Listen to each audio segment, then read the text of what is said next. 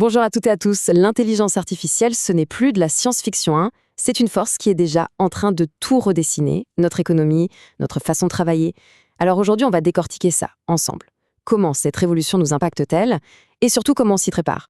Et cette phrase, elle est parfaite pour commencer. J'adore cette métaphore de la vague. Parce que c'est exactement ça l'enjeu. Les changements qui arrivent, ce n'est pas une fatalité. Non. C'est une vraie opportunité. Enfin, pour celles et ceux qui sont prêts, bien sûr. Alors, on se prépare à surfer. Bon, au cœur de tout ce bouleversement, il y a un mot qu'on entend absolument partout, l'automatisation. Et c'est concret, hein. On parle des robots dans les usines, bien sûr, mais aussi des logiciels dans les services clients. Bref, l'IA est en train de prendre le relais sur plein de tâches. Mais attention, il faut bien comprendre que ça ne se limite pas du tout aux usines. L'automatisation, elle est déjà là, à l'œuvre dans des secteurs qu'on n'imaginerait pas forcément. La banque, le commerce et même la médecine. En fait, ça concerne toutes les tâches, vraiment toutes, qui peuvent être décomposées en une série de règles. Et c'est là que ça devient super intéressant. On est en plein dans une période de tension. Parce que oui, certaines tâches disparaissent, elles deviennent obsolètes, mais en même temps, de tout nouveaux besoins, de tout nouveaux rôles apparaissent pour les humains. C'est un peu comme un jeu de vase communicant en fait. Regardez, ce qui est fascinant, c'est de voir à quel point la connexion est directe. Quand un type de travail disparaît, ça crée quasi automatiquement une demande pour un autre. Prenons un exemple tout simple. Le tri des colis s'automatise, eh bien, boum, on a besoin de plus de gens pour programmer ces robots.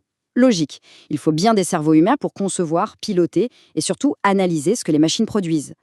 Alors oui, il faut être lucide, il y a des professions plus vulnérables que d'autres. Celles qu'on voit ici, elles ont tout un point commun.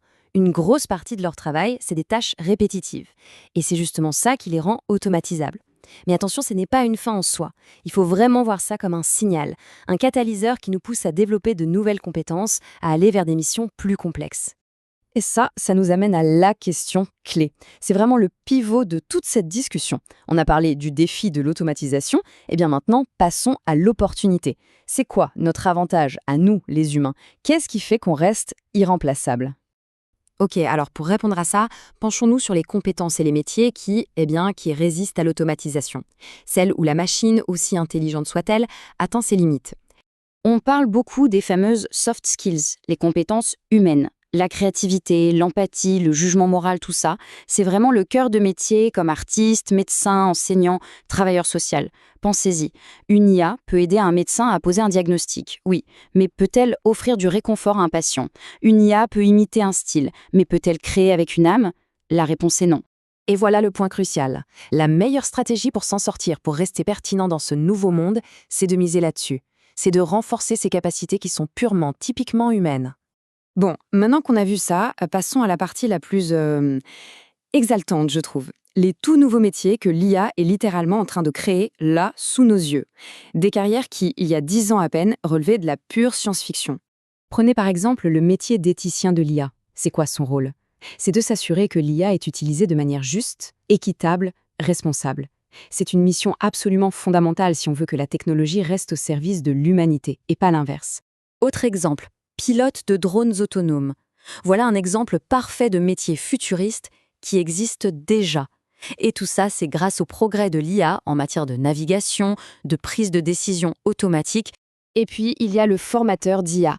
Parce que oui, une intelligence artificielle, ça a besoin d'apprendre. Le job ici, c'est d'enseigner au système à comprendre le monde qui nous entoure. Comment? En annotant des données, en éduquant la machine. C'est un peu comme être le prof d'un élève super doué. Ok, le décor est planté. On a vu les défis, les opportunités, les nouveaux métiers. Maintenant, la question la plus importante. Concrètement, comment on fait pour s'adapter? Personnellement, professionnellement, comment on navigue dans ce nouveau paysage? Alors voilà, en quelque sorte, une petite feuille de route. L'idée, ce n'est pas de devenir un expert en code du jour au lendemain, non. C'est d'abord de comprendre les bases, ensuite de cultiver ce qui nous rend uniques, nos compétences humaines. C'est aussi de mélanger les savoirs, d'être interdisciplinaire et surtout, de ne jamais cesser d'apprendre. C'est ça la clé pour naviguer dans ce monde qui bouge tout le temps. J'aime beaucoup cette idée. Ça résume parfaitement l'opportunité qu'on a devant nous. Il faut arrêter de voir l'IA comme une concurrente, mais plutôt comme une partenaire. Un outil formidable qui peut nous débarrasser des tâches les plus ennuyeuses, les plus répétitives, pour nous laisser le temps de nous concentrer sur ce qui est vraiment intéressant, la créativité, la stratégie, l'humain. Et on va terminer là-dessus avec cette question qui est une véritable invitation à la réflexion. Si l'IA s'occupe du répétitif, quelle est la part intéressante qu'il nous reste à créer? Ça recadre tout le débat, non? Ça nous pousse à imaginer notre propre avenir. La page est blanche et c'est à nous de l'écrire.